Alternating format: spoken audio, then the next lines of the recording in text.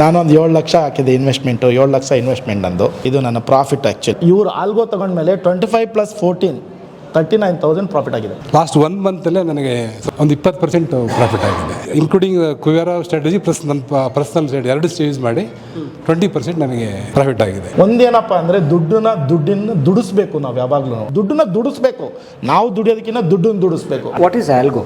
So ಇವಾಗ algo ಅಂದರೆ ಏನಿಲ್ಲ, ಒಂದು ಆಟೋಮೇಷನ್ ಪ್ಲ್ಯಾಟ್ಫಾರ್ಮ್.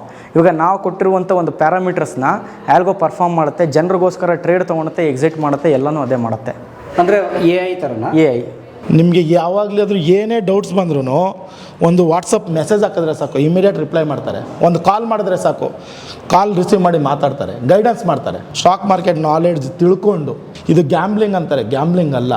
ಪ್ರಾಪರಾಗಿ ಎಕ್ಸ್ಪೀರಿಯನ್ಸ್ ಮಾಡಿಕೊಂಡು ಡಿಸಿಪ್ಲಿನ್ನು ಆಗಿ ಇದ್ದರೆ ದುಡ್ಡು ಮಾಡ್ಬೋದು. ಬನ್ನಿ ಸ್ಟಾಕ್ ಮಾರ್ಕೆಟ್ನ ಕಲಿಯೋಣ, ಕಲಿತು ಜೊತೆಗೆ ಸೇರಿ ದುಡ್ಡು ಮಾಡೋಣ. ಸರ್, ನನ್ನ ಹೆಸರು ಮಲ್ಲು ಅಂತೇಳಿ. ಮಲ್ಲು? ನಾನು ಆ್ಯಕ್ಚುಲಿ ಯಾವುದು ಜಾಬ್ ಇಲ್ಲದೆ ಇರೋದ್ರಿಂದ ನಾನು ಈ ಫೀಲ್ಡ್ನ ಫಸ್ಟು ನಾನು ಗ್ಯಾಮ್ಲಿಂಗ್ ಅಂದ್ಬಿಟ್ಟು ಹೋಗ್ಬೇಕಾ ಬೇಡವಾ ಅಂತೇಳಿ ಥಿಂಕ್ ಮಾಡಿಕೊಂಡು ಗ್ಯಾಮ್ಲಿಂಗ್ ಅಂದ್ಕೊಂಡು ಬಿಟ್ಬಿಟ್ಟಿದ್ದೆ. 7 ಇಯರ್ಸ್ ವೆಯ್ಟ್ ಮಾಡಿದ್ದೀನಿ. ಸ್ವಲ್ಪ ಕಲ್ತ್ಕೊಂಡು ಫಸ್ಟು ಮ್ಯೂಚುವಲ್ ಫಂಡ್ ಕಡೆ ಹೋದೆ. ಅಲ್ಲಿ ಆಗದೆ, ಆಮೇಲೆ ಗೊತ್ತಾಯಿತು ಮ್ಯೂಚುವಲ್ ಫಂಡಲ್ಲಿ ಏನು ಬರುತ್ತೆ ಅದನ್ನು ನಾವು ಸ್ಟಾಕ್ ಮಾರ್ಕೆಟ್ಗೂ ಬಂದು ಅರ್ನ್ ಮಾಡಿ ಅದಕ್ಕಿಂತ ಜಾಸ್ತಿ ಪರ್ಸೆಂಟೇಜ್ ಆಫ್ ಇನ್ಕಮ್ನ ಇನ್ಕ್ರೀಸ್ ಮಾಡ್ಕೋಬೋದು ಅಂತ ಗೊತ್ತಾಯಿತು. ಆಮೇಲೆ ಇದನ್ನು ಇವಾಗ 8 ಮಂತ್ಸಿಂದ ಕಲಿತಾ ಇದ್ದೀನಿ. ಮ್ಯಾನ್ಯುವಲಿನೂ ಮಾಡ್ತೀನಿ. ಬಟ್ ನಾನು ಇಲ್ಲಿ ಈಗ ಟ್ರೇಡರ್ಸ್ ಗುರುಕುಲಿಗೆ ಬಂದು 3 ಮಂತ್ಸ್ ಆಯಿತು ಆಲ್ಮೋಸ್ಟು. 3 ಮಂತ್ಸಲ್ಲಿ ನಾನು ಇಲ್ಲಿ ಬಂದಿದ್ದು ಉದ್ದೇಶ ಏನಪ್ಪ ಅಂದರೆ ಆಲ್ಗೋಗೋಸ್ಕರ ಬಂದಿದ್ದು. ಆಲ್ಗೋ ಟ್ರೇಡಿಂಗ್ ಅಂದರೆ ಏನು ಅಂದರೆ, ಇವಾಗ ಹ್ಯೂಮನ್ ಟ್ರೇಡಿಂಗ್ ಮಾಡಬೇಕಂದ್ರೆ ಈಗ ಒಂದು ಫಾರ್ ಎಕ್ಸಾಂಪಲ್ ಒಂದು ಸೆಟಪ್ ಇರುತ್ತೆ. ಆ ಸೆಟಪ್ಪಲ್ಲಿ ನಾವು ಒಂದು ಎಂಟ್ರಿ ಮಾಡಬೇಕಂದ್ರೆ ಟೈಮ್ಗೆ ಆಗಲ್ಲ, ಅದು ಅಡ್ಜಸ್ಟ್ಮೆಂಟ್ ಮಾಡಬೇಕಂದ್ರೆ ಟೈಮ್ಗೆ ಆಗಲ್ಲ, ಅದು ಎಕ್ಸಿಟ್ ಆಗಬೇಕಂದ್ರೆ ಟೈಮಿಗೆ ಮಾಡೋಕ್ಕಾಗಲ್ಲ. ಸಮ್ ಫ್ಲಕ್ಚುಯೇಷನ್ಸ್, ತುಂಬ ಸ್ಲಿಪ್ಪೇಜಸ್ಸು ಜಾಸ್ತಿ ಆಗುತ್ತೆ. ಆದ್ದರಿಂದ ಒಂದು ಆಲ್ಗೋ ಅನ್ನೋ ಒಂದು ಸಾಫ್ಟ್ವೇರು ಟ್ರೇಡರ್ಸ್ ಗುರುಕಲ್ ಇರೋದ್ರಿಂದ ಸೂರಜ್ ಸರ್ ಅದನ್ನು ಚೆನ್ನಾಗಿ ಇಂಪ್ಲಿಮೆಂಟ್ ಮಾಡಿದ್ದಾರೆ. ಈಗ ಫಾರ್ ಎಕ್ಸಾಂಪಲ್ ನಮ್ಮ ಸ್ನೇಹಿತರು ಹೇಳ್ದಂಗೆ ಕುಬೇರ ಸ್ಟ್ರಾಟಜಿ ಇದೆಯಲ್ಲ, ನೋಲಾ ಸ್ಟ್ರಾಟಜಿ, ಅದು ತುಂಬ ಬ್ಯೂಟಿಫುಲ್ಲಾಗಿ ವರ್ಕ್ ಆಗುತ್ತೆ. ಆಗಿರೋದೇ 1 ತಿಂಗಳು ಆಲ್ಮೋಸ್ಟ್ ಮೋರ್ ದೆನ್ 10% ಮಾಡಿಕೊಟ್ಟಿದ್ದಾರೆ. ಇದು ನನ್ನ ಒಂದು ಇನ್ವೆಸ್ಟ್ಮೆಂಟು 6,51,000. ಇದು ನನ್ನ ಪ್ರಾಫಿಟ್ ಆ್ಯಕ್ಚುಲಿ. ಇದು ನಾನು ಹ್ಯೂಮನ್ ಟ್ರೇಡ್ ಮಾಡಿ ಒಂದು 25,000ನ ಕಳೆದಿದ್ದೀನಿ. ಬಟ್ ಇವರು ಆಲ್ಗೋ ತೊಗೊಂಡ್ಮೇಲೆ 25 + 14 39,000 ಪ್ರಾಫಿಟ್ ಆಗಿದೆ. ಓಹೋ, ಎಷ್ಟಕ್ಕೆ? 7 ಲಕ್ಷಕ್ಕೆ? 7 ಲಕ್ಷಕ್ಕೆ. ಆ್ಯಕ್ಚುಲಿ 3.5 ಲಕ್ಷಕ್ಕೆ ಆಗಿರೋದು, ಅದು 3.5 ಲಕ್ಷನೇ ಯೂಸ್ ಮಾಡೋದು. ಇಲ್ಲಿ ಒಂದೇನಪ್ಪ ಅಂದರೆ ದುಡ್ಡನ್ನ ದುಡಿಸ್ಬೇಕು. ನಾವು ಯಾವಾಗಲೂ ದುಡ್ಡನ್ನ ದುಡಿಸ್ಬೇಕು. ನಾವು ದುಡಿಯೋದಕ್ಕಿಂತ ದುಡ್ಡನ್ನು ದುಡಿಸ್ಬೇಕು. ದುಡ್ಡು ವರ್ಕ್ ಮಾಡ್ಬೇಕು ನಮಗೋಸ್ಕರ. ಈಗ ಫಾರ್ ಎಕ್ಸಾಂಪಲ್ ದುಡ್ಡನ್ನ ನಾವು ಬ್ಯಾಂಕಲ್ಲಿ ಇಟ್ಟರೆ 5% 6% ಕೊಡ್ತಾರೆ. ಅದ್ರಲ್ಲಿ ಬೇರೆ ಟ್ಯಾಕ್ಸ್, ಬೇರೆ TDS ಬೇರೆ ಕಟ್ ಮಾಡ್ತಾರೆ. ಆ ಇನ್ಫ್ಲೇಷನ್ಗೆ ಹೋಗ್ಬಿಡುತ್ತೆ. ಅದು ಇನ್ಫ್ಲೇಷನ್ನ ನಾವು ಮೀಟ್ ಮಾಡೋಕ್ಕಾಗಲ್ವಲ್ಲ ನೆಕ್ಸ್ಟ್ ಇಯರ್ಗೆ. ಅಕ್ಕಿ ಬೆಳೆ ರೇಟ್ ಜಾಸ್ತಿ ಆಗ್ಬಿಡುತ್ತೆ. ನಾವೇನು ತೊಗೊಳಕ್ಕಾಗುತ್ತೆ? ಅದ್ರ ಬದಲು ಸ್ಟಾಕ್ ಮಾರ್ಕೆಟ್ ನಾಲೆಡ್ಜ್ ತಿಳ್ಕೊಂಡು ಸೂರಜ್ ಸರ್ ಅಂತ ಒಳ್ಳೆ ಗುರುಗಳ ಹತ್ರ ಗೈಡೆನ್ಸಲ್ಲಿ ಹೋಗಬೇಕು. ಯಾವುದೇ ಒಂದು, ಇದು ಗ್ಯಾಮ್ಲಿಂಗ್ ಅಂತಾರೆ, ಗ್ಯಾಮ್ಲಿಂಗ್ ಅಲ್ಲ. ಪ್ರಾಪರಾಗಿ ಎಕ್ಸ್ಪೀರಿಯನ್ಸ್ ಮಾಡಿಕೊಂಡು ಡಿಸಿಪ್ಲಿನ್ನು ಆಗಿ ಇದ್ದರೆ ದುಡ್ಡು ಮಾಡ್ಬೋದು. ಈಗ ಇಲ್ಲಿ ನೋಡಿ 2 ಥರ. ಈಗ ನೀವು 6.5 ಲಕ್ಷ ತೋರಿಸಿದ್ನಲ್ಲ, ಅದು 2 ಥರ ಮಾಡಬೇಕು. ಒಂದು ಇನ್ವೆಸ್ಟ್ಮೆಂಟ್ ಮಾಡಿದ್ದೀವಿ. ಇನ್ವೆಸ್ಟ್ಮೆಂಟ್ ಮಾಡಿದ್ರೆ ಅದು ಮೇಲೆ ಹೋದರೆ ಪ್ರಾಫಿಟ್ ಆಗುತ್ತೆ, ಕೆಳಗಡೆ ಬಿದ್ದರೆ ಲಾಸ್ ಆಗುತ್ತೆ. ಸಿಂಪಲ್ ಆಗಿ. ಬಟ್ ಈಗ ಲಾಸ್ ಆಗುತ್ತಲ್ವಾ, ಹೌದು, ಅದನ್ನು ಪ್ಲೆಡ್ಜು ಕೂಡ ಮಾಡ್ಕೋಬೋದು. ಪ್ಲೆಡ್ಜನ್ನ ಮಾಡಿಕೊಂಡು ಟ್ರೇಡಿಂಗ್ ಮಾಡೋದು. ಇಲ್ಲಿ ಪ್ರಾಫಿಟ್ ಆದರೆ ಅಟ್ಲೀಸ್ಟ್ ಅಲ್ಲಿದು ಅವರೇಜ್ ಆಗುತ್ತಲ್ವಾ, ಅಲ್ಲಿ ಲಾಸ್ ಆದರೆ ಅವರೇಜ್ ಆಗುತ್ತೆ. ಅದು ಪ್ರಾಫಿಟ್ ಆದರೆ ಇನ್ನೂ ನನಗೆ ಪ್ರಾಫಿಟೇ ಡಬಲ್ ಆಗುತ್ತೆ. ಆ ಥರ. ಸೂಪರ್. ಸರಿ. ಅಲ್ಲ, ಒಟ್ಟು ನೀವು 3.5 ಲಕ್ಷಕ್ಕೆ ಒಂದು 30,000 ಪ್ರಾಫಿಟ್ ಮಾಡಿದ್ದೀರಾ? ಹೌದು. ಆಲ್ಮೋಸ್ಟ್ 10%. ಹೌದು. ಇನ್ 1 ಮಂತ್? ಹೌದು, 1.5 ಮಂತ್. 1 ಮಂತೇ ಅಂದ್ಕೊಳ್ಳಿ. ಮಿಡ್ ಆಫ್ ದ ಮಂತ್, ಇನ್ನೂ ಮಂತ್ ಮುಗ್ದಿಲ್ಲ. ಇಲ್ಲಿ ಪ್ಲಸ್ ಪಾಯಿಂಟ್ ಏನು ಅಂದರೆ, ಈಗ ಬೇರೆ ಕಡೆ ಟ್ರೈನಿಂಗ್ ಕೊಡ್ತಾರೆ ಅಷ್ಟೇ. ಆವತ್ತಿನ ದಿನ ನೀವು ಕ್ಲಾಸ್ಗೆ ಹೋದ್ರಾ, ಅವ್ರ್ಯಾರೋ ನೀವ್ಯಾರೋ. ಆ ಟ್ರೈನಿಂಗ್ 1 ಮಂತ್ 2 ಮಂತ್ಸ್ ಮುಗೀತಾ, ಅವ್ರ್ಯಾರೋ ನೀವ್ಯಾರೋ. ಬಟ್ ಇಲ್ಲ, ಹಂಗಲ್ಲ. ನಿಮಗೆ ಯಾವಾಗಲಾದರೂ ಏನೇ ಡೌಟ್ಸ್ ಬಂದ್ರೂ ಒಂದು ವಾಟ್ಸಪ್ ಮೆಸೇಜ್ ಹಾಕಿದ್ರೆ ಸಾಕು, ಇಮಿಡಿಯೇಟ್ ರಿಪ್ಲೈ ಮಾಡ್ತಾರೆ. ಒಂದು ಕಾಲ್ ಮಾಡಿದ್ರೆ ಸಾಕು, ಕಾಲ್ ರಿಸೀವ್ ಮಾಡಿ ಮಾತಾಡ್ತಾರೆ, ಗೈಡೆನ್ಸ್ ಮಾಡ್ತಾರೆ. ಬಟ್ ಇವ್ರು ಆಲ್ಗೋದಲ್ಲಿ ಏನಪ್ಪ ಅಂದರೆ ಪ್ರತಿಯೊಂದು ಟ್ರಾನ್ಸ್ಪರೆಂಟ್ಲಿ ಮೆಸೇಜ್ ಆಗುತ್ತೆ ಗ್ರೂಪಲ್ಲಿ. ಒಂದು ಅವ್ರದ್ದೇ ಒಂದು ಕಮ್ಯುನಿಟಿ ಇದೆ. ಆ ಕಮ್ಯುನಿಟಿಯಲ್ಲಿ ಪ್ರತಿಯೊಂದನ್ನು ಟ್ರಾನ್ಸ್ಪರೆನ್ಸಿಯಾಗಿ ಎಲ್ಲರಿಗೂ ಮೆಸೇಜ್ ಮಾಡ್ತಾರೆ, ಎಲ್ಲರಿಗೂ ಕಾಲ್ ಮಾಡಿ ಹೇಳ್ತಾರೆ ಏನು ಬೇಕಾದರೂ ಡೌಟ್ಸ್ ಇದ್ದರೆ. ನಾನು ರಜಾ ಕೇಳಬೇಕಾಗಿಲ್ಲ, ನಾನು ಅಂಗಡಿ ತೆಗಿಯಂಗಿಲ್ಲ, 5 ಗಂಟೆಗೆ ಬಿಸ್ನೆಸ್ ಮಾಡೋಂಗಿಲ್ಲ, 9 ಗಂಟೆಗೆ ಡ್ಯೂಟಿಗೆ ಹೋಗಿಲ್ಲ, ಪಂಚ್ ಮಾಡಲಿಲ್ಲ ಅಂತಂದರೆ ನಂಗೆ ಸ್ಯಾಲ್ರಿ ಕಟ್ ಆಗಲ್ಲ. ಈಗ ನನಗೆ ಯಾವ ಟೈಮಲ್ಲಿ ಬೇಕಾದರೂ ಮಾಡಿ ಕೆಲಸ ಮುಗಿದಿನ ರಾತ್ರೆಲ್ಲ ಕೆಲಸ ಮಾಡೋಂಗಿಲ್ಲ. ಬಟ್ ಹಂಗನ್ಬಿಟ್ಟು ನಾವು ಏನು ಎಫರ್ಟೇ ಹಾಕ್ಬಾರ್ದು, ಅದು ಸುಳ್ಳು. ಎಫರ್ಟ್ ಹಾಕಬೇಕು, ಎಫರ್ಟ್ ಹಾಕಲೇಬೇಕು. ಆದರೆ ಎಫರ್ಟ್ ಹಾಕಿದಷ್ಟು ನಮಗೆ ಲಾಭ. ಹೌದು, ನಾವು ಏನು ಎಫರ್ಟ್ ಹಾಕ್ತೀವಿ ಅದ್ರ ಮೇಲೆ ಸೊ ನನ್ನ ಕೆಲಸ ನಾನು ಮಾಡ್ಕೋತಾ ಇರೋ ಖುಷಿ ಅಷ್ಟೇ. ನಮಗೆ ಯಾರೂ ಬಾಸ್ ಇಲ್ಲ, ನನಗೆ ನಾನೇ ಬಾಸ್. ನಾವು ಫುಲ್ ಬ್ಯಾಕಿಗೆ ವೆಯ್ಟ್ ಮಾಡ್ಬಿಟ್ಟು ಇಲ್ಲಿ ಎಂಟ್ರಿ ಕೊಟ್ಟಿದ್ರು ಮತ್ತು ಅದೇ ವಿಚಾರದಿಂದ ಶುರು ಮಾಡೋದಾಯಿತು ಅಂತಂದರೆ ಪ್ರತಿಯೊಬ್ಬರು ಈಗಲೂ ಕೂಡ ಭಾರತದಲ್ಲಿ ಎಸ್ಪೆಷಲಿ ಶೇರ್ ಮಾರ್ಕೆಟಿಗೆ ಬರೋಕ್ಕೆ ಹೆದರ್ತಾರೆ, ಹಿಂದೆ ಮುಂದೆ ನೋಡ್ತಾರೆ. ಹೇಗೆ ಅನಿಸುತ್ತೆ ಸರ್? ಖಂಡಿತವಾಗ್ಲೂ ನಮ್ಮ ಉದ್ದೇಶ ಮುಂಚೆಯಿಂದನೂ ವೆರಿ ಕ್ಲಿಯರ್ ಆಗಿತ್ತು, ದಟ್ ಜನರು ಲಾಭ ಮಾಡಬೇಕು ಅಂತ. ಸೊ ಈ ಒಂದು ಉದ್ದೇಶದಿಂದ ಮಾಡಿರುವಂಥ ಸಂಸ್ಥೆ ಇದು ಟ್ರೇಡರ್ಸ್ ಗುರುಕುಲ್ ಸೆಂಟರ್. ಹೆಸರಲ್ಲೇ ಇದೆ ಗುರುಕುಲ ಸೆಂಟರ್ ಅಂತ. ಅವ್ರಿಗೆ ಹೇಳ್ಕೊಡೋದಕ್ಕೆ ನಾವಿದ್ದೀವಿ. ಇವಾಗ ತುಂಬ ಜನ ಹೇಳಿರ್ಬೋದು, ಇವಾಗ ಅವರು ಪ್ರತಿ ವಾರ ನಾವು ಮೀಟಿಂಗ್ ಮಾಡ್ತಾ ಇರ್ತೀವಿ, ಪ್ಲಸ್ ಕ್ಲೈಂಟ್ಗಳು ಕಾಲ್ ಬಂದಾಗ ನಮ್ಮ ಸ್ಟಾಫ್ಗಳು ಎತ್ತಿ ಅದನ್ನು ರಿಸೀವ್ ಮಾಡಿ ಅವ್ರ ಕೊರತೆಗಳನ್ನ ಅರ್ಥ ಮಾಡ್ಕೊಂಡು ಅದಕ್ಕೊಂದು ಸೊಲ್ಯೂಷನ್ ಕೊಡ್ತೀವಲ್ಲ, ಇದು ಮೇಜರ್ ಸರ್ವಿಸ್ ನಾವು ಕೊಡ್ತಾ ಇರೋದು. ಸೊ ಅದರಿಂದ ಕ್ಲೈಂಟ್ ರಿಟೆಕ್ಷನ್ ತುಂಬ ಇದೆ. ಕ್ಲೈಂಟ್ಗಳು ಅದಕ್ಕೆ ನಮ್ಮ ಮೇಲೆ ಅಷ್ಟು ಒಳ್ಳೆ ಅಭಿಪ್ರಾಯಗಳು ಇಟ್ಕೊಂಡಿದ್ದಾರೆ. What is algo? ಸೊ ಇವಾಗ ಆಲ್ಗೋ ಅಂದರೆ ಏನಿಲ್ಲ, ಒಂದು ಆಟೋಮೇಷನ್ ಪ್ಲ್ಯಾಟ್ಫಾರ್ಮ್. ಇವಾಗ ನಾವು ಕೊಟ್ಟಿರುವಂಥ ಒಂದು ಪ್ಯಾರಾಮೀಟರ್ಸ್ನ ಆಲ್ಗೋ ಪರ್ಫಾರ್ಮ್ ಮಾಡುತ್ತೆ, ಜನರಿಗೋಸ್ಕರ ಟ್ರೇಡ್ ತೊಗೊಳುತ್ತೆ, ಎಕ್ಸಿಟ್ ಮಾಡುತ್ತೆ, ಎಲ್ಲನೂ ಅದೇ ಮಾಡುತ್ತೆ. ಅಂದರೆ AI ಥರನಾ? AI, yes sir. So ಇದರಿಂದ ಏನಾಗುತ್ತೆ, ಜನರು ಸ್ಕ್ರೀನ್ ಟೈಮ್ನ ಸೇವ್ ಮಾಡ್ತೀವಿ. ಅಂದರೆ ಜನರು ಸ್ಕ್ರೀನ್ ಮುಂದೆ ನೋಡ್ಕೊಂಡು ಇಲ್ಲಿ ಎಂಟ್ರಿ ಕೊಡಬೇಕಾ, ನಾನು ಎಂಟ್ರಿ ಕೊಡಬಾರ್ದ, ಇಲ್ಲಿ ನಾನು ಪ್ರಾಫಿಟ್ ಬುಕ್ ಮಾಡಬೇಕಾ, ಲಾಸ್ ಬುಕ್ ಮಾಡಬೇಕಾ, ಈ ಪ್ರಶ್ನೆ ತುಂಬ ಜನಕ್ಕೆ ಮೈಂಡಲ್ಲಿರುತ್ತೆ. ಯಾಕಂದರೆ ಟ್ರೇಡಿಂಗ್ ಅಂದಾಗ ಮೈಂಡ್ಸೆಟ್ ಅಡ್ಡ ಬಂದೇ ಬರುತ್ತೆ. ಇವತ್ತು 10,000 ಲಾಭ ಬರ್ತಾ ಇದ್ದರೆ ಫಸ್ಟ್ ಬುಕ್ ಮಾಡ್ಕೊಂಬಿಟ್ಟಿರ್ತಾರೆ. 50,000 ಲಾಸ್ ಇದ್ರೂ ಇನ್ನೂ ರನ್ನಿಂಗಲ್ಲಿರುತ್ತೆ, ಇವಾಗ ಬರುತ್ತೆ ನಾಳೆ ಬರುತ್ತೆ ಅಂತ ಕಾಯ್ತಾ ಇರ್ತಾರೆ. ಸೊ ಇಂಥ ಒಂದು ಕಾಲದಲ್ಲಿ ಪ್ರತಿಯೊಬ್ಬರಿಗೂ ಆಲ್ಗೋ ಬೇಕು. ಬರೀ ಆಲ್ಗೋ ಕೊಟ್ಟರೆ ಏನಾಗುತ್ತೆ ಅಂತ ಕೇಳಿದ್ರೆ, ಜನರಿಗೆ ಇವಾಗ ಮಾರ್ಕೆಟಲ್ಲಿ 108 ಸ್ಟ್ರಾಟಜಿಗಳಿದೆ. 108 ಸ್ಟ್ರಾಟಜಿಗಳನ್ನು ನೀವು ಮಾಡಿರಿ ಅಂತ ಕೊಟ್ಟರೆ ಯಾರೂ ಲಾಭ ಮಾಡೋಕ್ಕಾಗಲ್ಲ. ಇವಾಗ ಮಾರ್ಕೆಟಲ್ಲಿ ನಮ್ಮದೇ ಆದ ಸ್ಟ್ರಾಟಜಿನ ನಾವು ಇನ್ವೆಂಟ್ ಮಾಡಿದ್ದೀವಿ. ಸೊ ಇದ್ರ ಹೆಸರು ಅಸ್ತ್ರ, ಕುಬೇರ, ರೈನ್ಬೋ, ಹಲವಾರು ಸ್ಟ್ರಾಟಜಿಗಳಿದೆ. ಸೊ ಈ ಸ್ಟ್ರಾಟಜಿ ನಿಮ್ಗೆ ಎಲ್ಲೂ ಹೇಳ್ಕೊಡೋದಕ್ಕೆ ಸಾಧ್ಯನೇ ಇಲ್ಲ, ಯಾವ ಒಂದು ಅಕಾಡೆಮಿ ಕೂಡ ಹೇಳ್ಕೊಡೋಕ್ಕೆ ಸಾಧ್ಯನೇ ಇಲ್ಲ. It is made by traders gurukul centre for traders gurukul centre ಅಷ್ಟೇ. ಸೊ ನೀವೇ ಬಿಲ್ಡ್ ಮಾಡೋದು? ಎಸ್, ನಾವೇ ಬಿಲ್ಡ್ ಮಾಡಿರುವಂಥ ಸ್ಟ್ರಾಟಜಿ. ಇದ್ರ ಮೇಲೆ ನಾವೇ ಆಲ್ಗೋ ಕೂಡ ಮಾಡಿದ್ದೀವಿ. ಸೊ ಆಲ್ಗೋ ಏನು ಮಾಡುತ್ತೆ, ಆ ಒಂದು ಪ್ಯಾರಾಮೀಟರ್ಸ್ ಬಂದಾಗ ಟ್ರೇಡ್ ಪಂಚ್ ಮಾಡುತ್ತೆ, ಎಕ್ಸಿಟ್ ಮಾಡುತ್ತೆ, ಎಲ್ಲನೂ ಅದೇ ಮಾಡುತ್ತೆ. ಸೊ ಅದರಿಂದ ಕ್ಲೈಂಟ್ಗಳು ಇಷ್ಟು ಲಾಭ ಮಾಡೋಕ್ಕಾಗ್ತಾ ಇದೆ, ಯಾಕಂದರೆ ಅವ್ರ ಮೈಂಡ್ಸೆಟ್ ಅಡ್ಡ ಬರಲ್ಲ. ಪ್ಲಸ್ ನಮ್ಮ ಒಂದು ಪ್ರಾಫಿಟಬಲ್ ಸ್ಟ್ರಾಟಜಿ ಇದೆ. ಇವಾಗ ಜನರಿಗೆ ನಾವು ಏನು ಹೇಳ್ಕೊಡ್ಬೇಕು ಅಂದರೆ, ನಾವು ಏನು ಮಾಡ್ತಾ ಇದ್ದೀವಿ ಅದನ್ನು ಹೇಳ್ಕೊಡ್ಬೇಕು. ಸೊ ಇವಾಗ ನೀವು ನೋಡಿರ್ಬೋದು, ನೀವು ನನ್ನ ಜೊತೆ ಇದು ಒಂದು ಎಪಿಸೋಡ್ ಮಾಡ್ತಾರೆ, ಇದು ಆಲ್ಮೋಸ್ಟ್ 3rd ಟೈಮ್ ಅನಿಸುತ್ತೆ ಅಲ್ವಾ? ಸೊ ಇವಾಗ ನೀವು ಮುಂಚೆ ಬಂದಾಗಲೂ ನಾನು 1 ಕೋಟಿ ಲಾಭ ಮಾಡಿದ್ದೆ, ನೀವು ಲಾಸ್ಟ್ ಟೈಮ್ ಬಂದಾಗಲೂ 1 ಕೋಟಿ ಲಾಭ ಮಾಡಿದ್ದೆ, ಈ ಸತಿ ಬಂದಾಗಲೂ we are still in profit. ಅಂದರೆ ಏನರ್ಥ, ನನ್ನ ನಾಲೆಡ್ಜಿಂದ ನಾನು ಸದಾಕಾಲದಿಂದನೂ ಮಾರ್ಕೆಟಲ್ಲಿ ಲಾಭ ಮಾಡ್ಕೊಂಡು ಬರ್ತಾಯಿದ್ದೀನಿ. ಈ ಲಾಭನ ನಾನು ಒಬ್ಬನೇ ಮಾಡೋದಕ್ಕಿಂತ ನಮ್ಮ ಜನರ ಜೊತೆನೂ ನಾವು ಮಾಡ್ಬೋದಲ್ವಾ? ಇವಾಗ ಜನರಿಗೆ ನಾವು ಹೇಳ್ಕೊಡೋದ್ರಿಂದ ಅವ್ರು ಲಾಭ ಮಾಡೋ ಸಾಧ್ಯತೆಗಳಿದೆ. ಅದಕ್ಕೋಸ್ಕರ ಈ ಒಂದು ಆಲ್ಗೋ ಪ್ಲ್ಯಾಟ್ಫಾರ್ಮ್ನ ತಂದಿದ್ದೀನಿ. ಸೊ ಇದರಲ್ಲಿ ನಾನು ಏನು ಸ್ಟ್ರಾಟಜಿ ಬಿಲ್ಟ್ ಮಾಡ್ತೀನಿ, ನಾನು ಏನು ಇಂಪ್ಲಿಮೆಂಟ್ ಮಾಡ್ತೀನಿ, ನಾನು ಏನು ಲಾಭ ಮಾಡ್ತಾಯಿದ್ದೀನಿ, ಅದನ್ನೇ ನನ್ನ ಜನರು ಕೂಡ ಹೇಳ್ಕೊಟ್ಟಿದ್ದೀನಿ. ಅವ್ರು ಅದರಿಂದನೇ ಅವ್ರು ಲಾಭ ಮಾಡೋಕ್ಕಾಗ್ತಾ ಇರೋದು. ಇವಾಗ ನಿಮ್ಮ ಪ್ರಕಾರ ನಾವು ಆಲ್ಗೋಗೆ ಎಷ್ಟು ಚಾರ್ಜ್ ಮಾಡ್ತಾ ಇರ್ಬೋದು? ಎಷ್ಟು? ಸೊ ನಾವು ಕೇವಲ 500 ರೂಪಾಯಿಗೆ ಪ್ರತಿಯೊಬ್ಬರಿಗೂ ಆಲ್ಗೋ ಕೊಡ್ತಾ ಇದ್ದೀವಿ. ಅಂದರೆ ಆಲ್ಗೋ ಸಾಫ್ಟ್ವೇರ್ನ ಸಪೋರ್ಟೆಡ್. Yes sir. ಇದು ಮಂತ್ಲಿ 500? ಇಲ್ಲ ಸರ್, 12 ಮಂತ್ಸಿಗೆ 500 ರೂಪೀಸ್ ಚಾರ್ಜ್ ಮಾಡ್ತಾ ಇದ್ದೀವಿ. ಸೊ ಇದು ಒಂದು ವರ್ಷಕ್ಕೆ 500 ರೂಪಾಯಿ ಕೊಡ್ತಾ ಇದ್ದೀವಿ.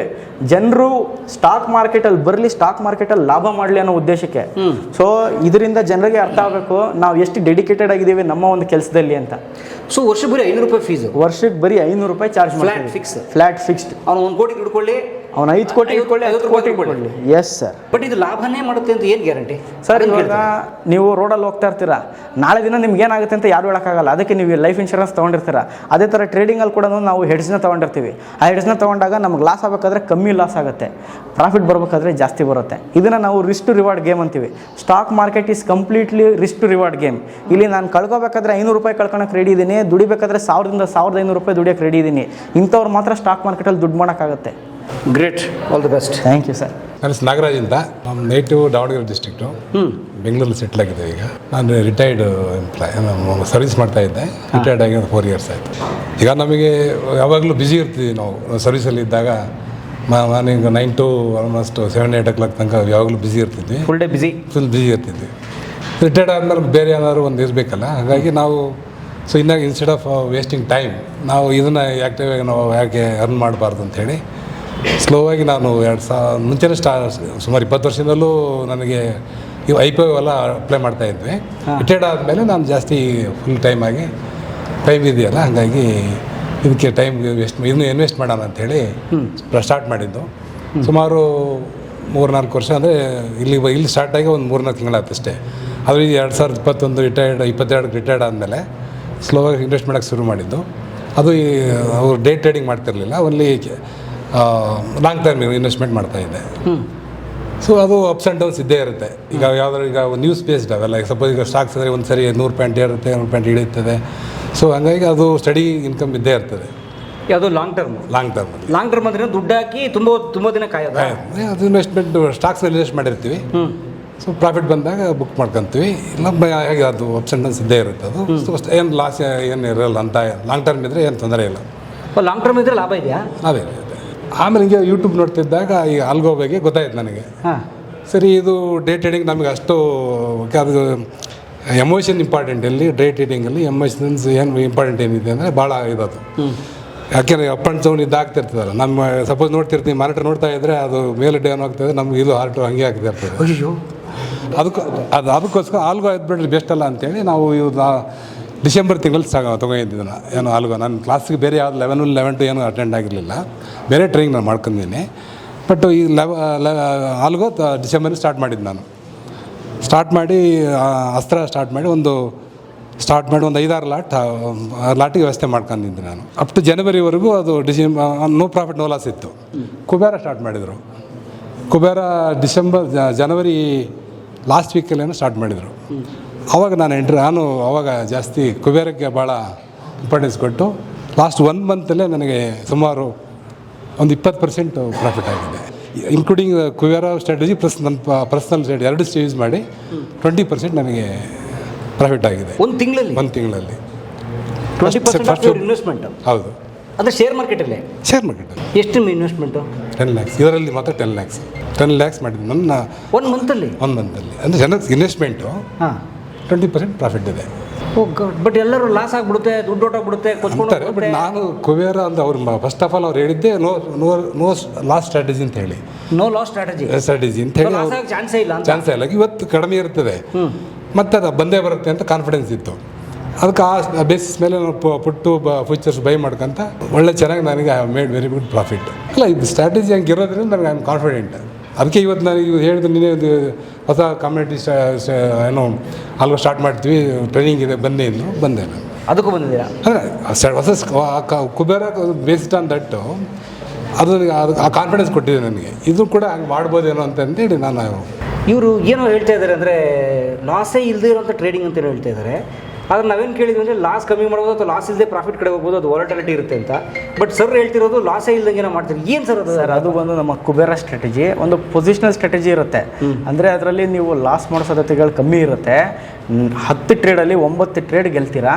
ಸೊ ಅದು ಆ ಥರ ಆ ರೇಷಿಯೋಲ್ಲಿ ಹೇಳ್ತಾ ಇದ್ದಾರೆ ಅವರು. ಏನು ಸ್ವಲ್ಪ ವಿವರ ನನಗೆ ಅರ್ಥ ಆಗಂಗೆ.